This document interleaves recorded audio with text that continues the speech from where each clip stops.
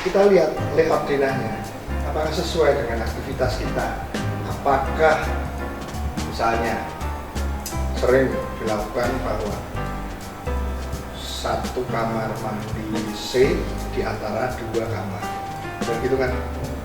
Nah, di situ kamar mandi itu biasanya di depannya adalah ruang makan, ya. Dan kamar mandi itu penghawaan alaminya tidak ada, karena ada posisinya di tengah. ya karena posisinya mau nggak mau di tengah, terus dia lembab.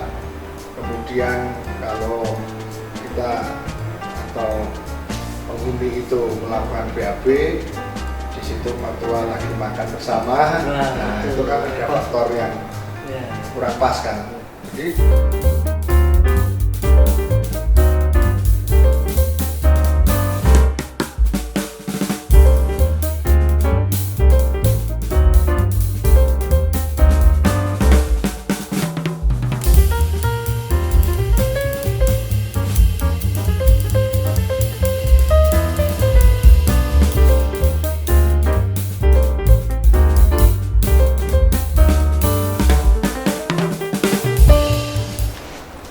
masih di seputar Gria, dan kita kali ini akan melanjutkan pembicaraan sebelumnya.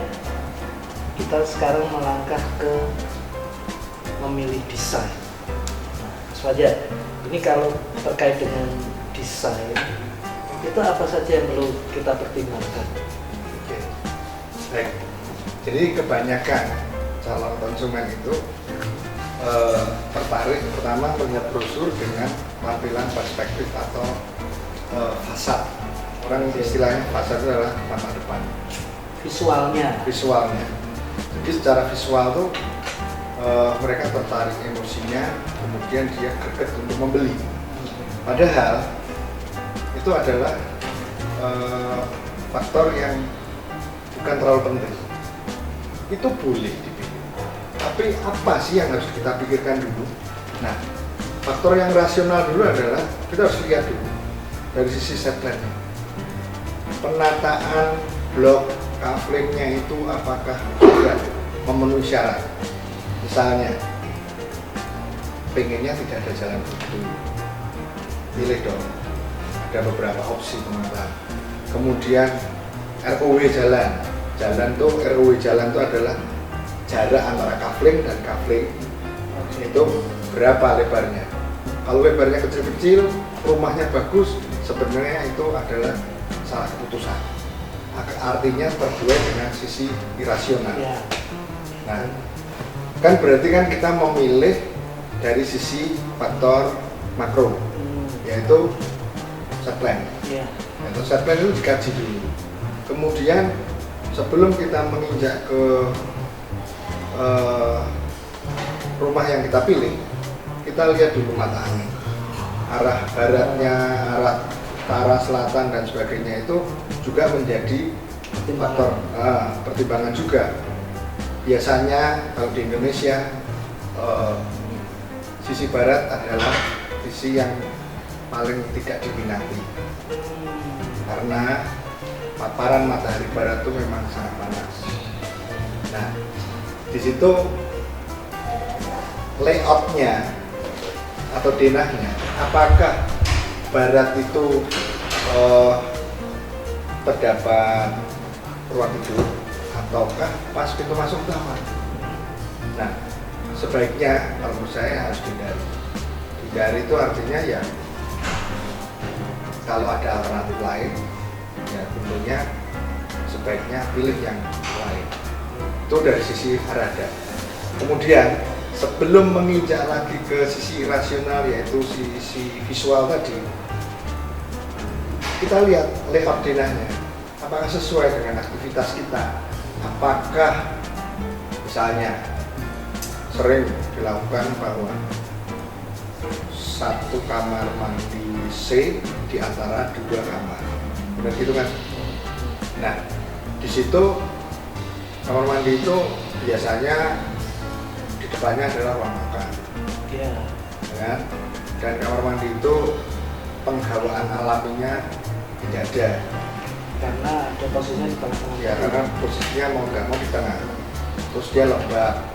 Kemudian kalau kita atau penghuni itu melakukan BAB, di situ mertua lagi makan bersama, nah itu kan ada faktor yang kurang pas kan. Jadi zoning atau satu pemisahan zona-zona tertentu tuh perlu dipikirkan. Misalnya zona servis, misalnya adalah dapur, kamar mandi, WC, ruang cuci. Kalau bisa dia terisolir dalam satu zona, itu akan lebih baik. Kemudian antara zona semi publik dan private. Kalau private itu kan misalnya kamar tidur, ruang TV atau ruang makan, nah itu lebih ke private.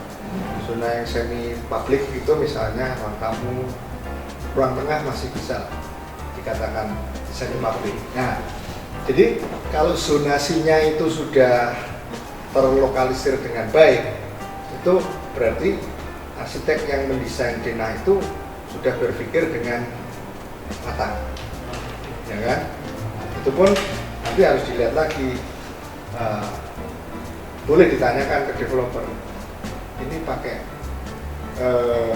septic tanknya seperti apa, terus letaknya di mana, terus sumurnya di mana, jarak antara sumur dengan septic tank seperti apa. Itu kan faktor-faktor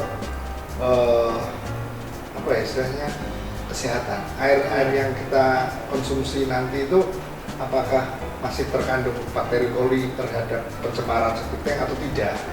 Nah, itu kan hal penting juga. Kalau terkait dengan arah hadap itu sebenarnya juga aktivitas kita juga menentukan. Kalau kita memandang tidak perlu bahwa arah hadap barat itu hal yang kita hindari, wong berangkat kerjanya jam 8 pagi, pulangnya mungkin jam 9 malam, itu tidak ada masalah, ya kan?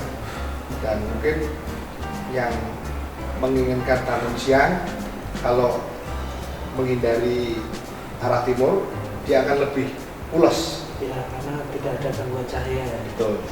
Nah itu kan, nah setelah dari sisi-sisi makro ke mikro sampai ke visual.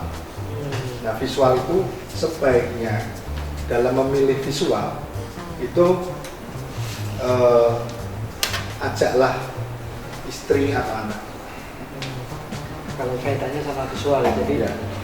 Bagaimana apakah semua keluarga itu bisa merasakan kenyamanan di situ?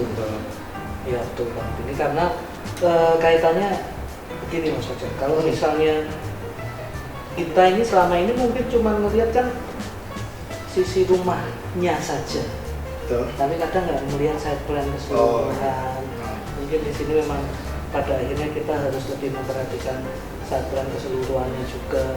Jangan sampai itu nanti mempengaruhi ada efek-efek lainnya di belakang. Ya. Nah, kalau misalnya terkait dengan desain tadi ya, kalau memang ternyata arsiteknya itu arsitek yang pokoknya asal ini kamar mandinya diapit seperti yang tadi disebut. Itu kalau memang kondisinya seperti itu akan jadi bahan pertimbangan juga kan? Ya betul. Siapakah kita akan tetap lanjut? Tapi biasanya desain-desain yang seperti yang disebutkan Mas Nono tadi itu biasanya tidak didasari dari pertimbangan arsitek. Jadi dia karena developer itu karena pertimbangan biaya saja. Lebih ke praktis ya. Lebih ke praktis. Dan biasanya yang model seperti itu tanpa arsitek. Yang penting adalah hemat, profitnya besar. Biasanya seperti itu. Tidak mempertimbangkan bahwa rumah itu adalah sebuah tempat mewadai orang yang akan membangun sebuah kebahagiaan dengan cara memberikan kenyamanan. Ya. Nah, dengan cara seperti tadi biasanya itu tidak dengan arsitek. Biasanya pengembang udah ini aja deh. Pokoknya gitu Yang ya. penting laku. Nah ini terkait kenyamanan ternyata memang kita harus memperhatikan sekali. Seperti tadi kamar mandi, depannya ruang makan. Ya. Nah, kalau kita misalnya lagi buang air besar, itu padahal titik kenyamanan dalam diri seseorang, ya kan? Pada saat buang air besar itu kita tuh rasanya tenang, nyaman, bahagia, dan inspirasi bisa muncul. Ya, betul. Semuanya bisa muncul. Setuju. Tapi kalau ada mertua lagi makan, kita kan jadinya terbatas, terbeban kan? Meh kentut juga enak, ya kan? Terus mau kalau sampai kita ngeluarin sampai maksimal juga nggak enak, ya kan? Nah ini juga jadi bahan pertimbangan pada akhirnya bahwa oke, kita. Tapi mungkin itu cuma pertimbangannya Mas Nono kali. Oh iya, karena Oh iya. itu titik kenyamanan saya Oh di iya. situ. Setiap pagi, wah itu suatu rutinitas yang menyenangkan. Tapi memang wadahnya akan jadi terbatas pada saat ada mertua atau tamu-tamu lain yang ada di rumah. Karena rapena, kalau kentut nggak bisa maksimal, mesti ditahan-tahan, ya. Nah, oke, ini kaitan dengan desain, mungkin kita nggak cuma melihat apa yang ada di rumah target kita saja, tapi juga kita melihat lebih global lagi, lebih luas lagi, lebih makro lagi terkait dengan site plan dari perumahan kita. Oke, kita bahas lagi hal lainnya di seputar Gria berikut, Pak.